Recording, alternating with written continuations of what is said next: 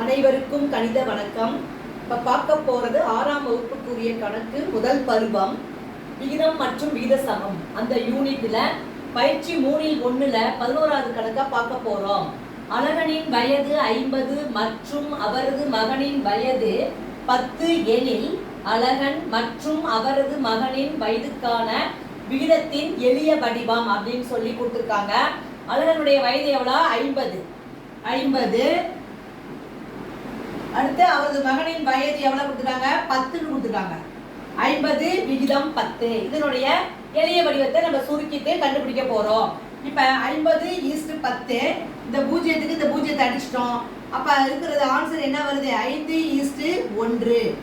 இந்த கணக்குக்குரிய விடை வந்து 5:1. அதாவது அவரது அழகன் மற்றும் அவரது மகனின் வயதுக்கான விகிதத்தின் எளிய வடிவம்னு கேட்டிருக்காங்க.